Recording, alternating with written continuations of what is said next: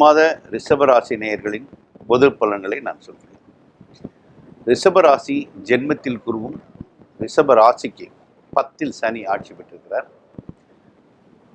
2ஆம் இடத்தில் சுக்கிரன், புதன், சூரியன் போன்ற நல்ல கிரகங்கள் உட்கார்ந்திருக்கிறார். ஜென்ம குரு தன்னிலே ராமர் வனவாசம் போன்ற மைக்ரேஷன்ஸ். ராமர் ஒரு இடத்த விட்டு இன்னொரு இடத்துக்கு போனார்.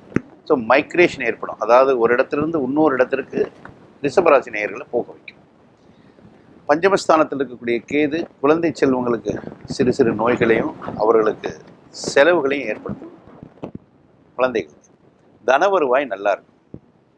10ல் இருக்கும் சனி ரிஷபராசிக்கு 9, 10 சனி அங்கே யோககாரகனா ஆட்சி பெற்று நிற்கிறார். அப்போ தொழில் ரீதியான நல்ல வெற்றியை அடைவாங்க. 4 சூரியன் 2ஆம் இட தனதானத்தில் இருக்கனால நிலம் புலன்கள் விற்கிறது, வாங்கிறது, அதன் மூலமாகவும் லாபம் அடைவாங்க. ரிஷபராசிக்காரர்களுக்கு 11ஆம் இடத்தில் கோதண்டராக உட்கார்ந்துருக்கு. கோதண்டராகின் தன்மை என்னவென்றால் அந்நிய மதத்தினர், அந்நிய ஜாதியினர், வேற ரிலீஜன் பீப்புள்ஸ் அவங்களுக்கு சாதகமாக வருவாங்க.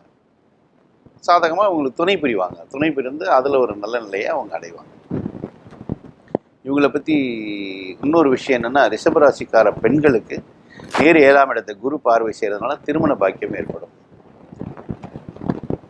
11ஆம் இடத்தில் இருக்கக்கூடிய ராகு, 12ல் இருக்கும் செவ்வாய் விபரீத ராஜயோகத்தை ஏற்படுத்தும். திடீர் தனப்பிராப்தியத்திற்கு சொந்தக்காரர்கள் ஆகும். திடீரென்று அவங்களுக்கு பணம் கிடைக்கும். எதன் மூலமாக கிடைக்கிது என்னன்னு அவங்களால விளங்காது.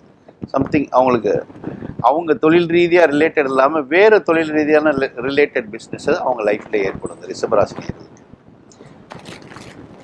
ஜென்ம குருவோட தன்மை என்ன அப்படின்னு கேட்டால், மன ரீதியான உளைச்சலுக்கு ஆளாவாங்க. குரு அந்த ராசிக்கு 8, 11 ஜென்மத்தில் லாபஸ்தானாதிபதி உட்கார்ந்துருக்காரு.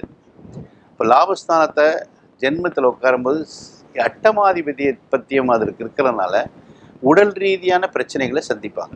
ஹெல்த் இஷ்யூஸ் அவங்களுக்கு வரத்தான் செய்யும். இந்த மாதம் டாக்டர்கிட்ட, குழந்தைகளுக்கும் இவங்களுக்கும் டாக்டர்கிட்ட போக வேண்டிய சூழ்நிலைலாம் ஏற்படும். மற்றபடி மற்ற கிரகங்கள் அனைத்துமே ரிஷபராசிக்கு மிக சாதகமாக இருக்குது. தொழில் எடுத்துக்கணும், லாபங்கள் எடுத்துக்கலாம், தன வருவாய் எடுத்துக்கங்க, எல்லாமே நல்லாயிருக்கும். புது புது மனிதர்கள், அதாவது அந்நிய மதத்தினர் மூலமாக அபரிதமான செல்வச் சேர்க்கை ஏற்படக்கூடிய மாதம் ரிஷபராசிக்கு இந்த மாதம்.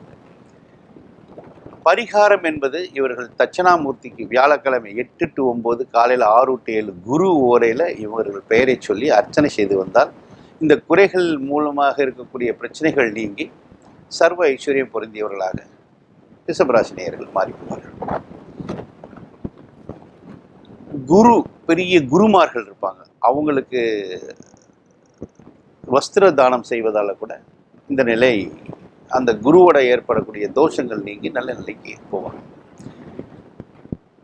மற்றும் பிராமின்ஸ் அவங்களுக்கு போய் வஸ்திர தானம் செய்தது, அந்த குருநாதர்கள்ட்ட ஆசீர்வாதம் வாங்குறது, அவங்க வீட்டில் போய் உணவு இருந்துறது, இதெல்லாமே அந்த குருவோட பரிகாரம். அதாவது குருவோட அந்த கெட்ட நிலையிலிருந்து மாறி நல்ல நிலையை ஏற்படுத்தி விடும்.